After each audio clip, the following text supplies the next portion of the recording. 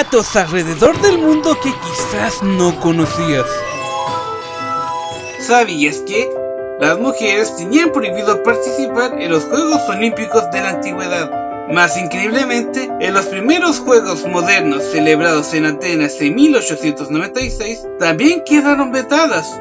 Extraoficialmente, 22 mujeres participaron en los segundos Juegos celebrados en París, donde la primera campeona olímpica fue la británica Charlotte Cooper, quien fue también múltiple campeona en Wimbledon.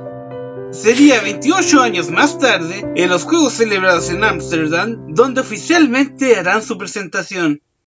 ¿Sabías que en las próximas décadas desaparecerán países enteros? Por más increíble que esto parezca, naciones como Maldivas, Kiribati o Vanuatu verán sumergidas sus tierras con la subida súbita del nivel del mar.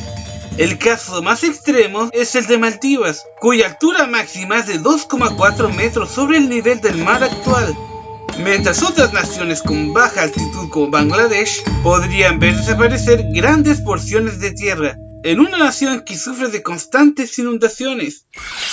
¿Sabías que existió otra gran nación que adoptó el judaísmo? Tras rebelarse 3 veces contra Roma entre el año 66 hasta el 139, el imperio prohibió a los judíos entrar a Jerusalén. La destrucción fue tal que la mayoría de comunidades hebreas desaparecieron, mientras que las pocas que sobrevivieron fueron perseguidas. Se piensa que los hebreos no tuvieron una nación propia hasta el fin de la Segunda Guerra Mundial, pero entre el siglo VI y hasta la invasión mongola en el siglo XIII, existió una poderosa entidad conocida como el Kaganato Házaro. Este abarcó grandes extensiones desde el sur ruso hasta Asia Central. Aunque se postulase que era parte de las tribus perdidas o descendientes de personajes bíblicos, se desconoce su origen con certeza. Japón es más diverso de lo que crees. Esta diversidad encuentra su mayor exponente en los Ainus. Estos viven en la isla de Hokkaido. Son los habitantes originarios de Japón provenientes del norte asiático, los cuales fueron desplazados tras la llegada de las tribus desde Corea y China. Aunque tras la japonización iniciada a finales del siglo XIX, sus números han retrocedido vertiginosamente. Este hecho se replica en el sur, pues la isla de Okinawa y sus alrededores fueron independientes hasta ser anexados por Japón en 1879, bajo la tutela del reino Ryukyu. ¿Cuál es el país más rico del continente americano? Puedes pensar en los Estados Unidos o Canadá, lo cual es cierto en la actualidad. Pero esto pronto podría cambiar, pues la joven nación de Guyana se erige sobre ríos de petróleo. Esta nación, sumida en una depresiva pobreza, dice poder producir el petróleo más barato del mundo, pero debido a sus disputas territoriales con Venezuela y a la corrupción que reina en esta desgraciada nación, hacen difícil prever algo más que otro fracaso. La maldición de los templarios. Felipe IV de Francia, quien había contraído enormes deudas con los templarios, presionaba cada vez más al Papa Clemente V. En 1307, el Vaticano abrió un juicio contra los templarios, acusándolos con cargos de sodomía y herejía. Bajo una constante tortura, se declararon culpables. El gran maestre de la orden, Jacques de Molloy, fue condenado a morir en la hoguera. Lleno de cólera ante tal injusticia, aseguró que sus verdugos sufrirían el juicio divino. Poco tiempo después, moriría el Papa Clemente V, mientras que a finales del mismo 1314 falleció Felipe IV en un extraño accidente mientras cazaba. Más sorprendentemente, la dinastía de los Capetos, quienes habían gobernado Francia desde hacía siglos, desaparecieron solo 14 años más tarde.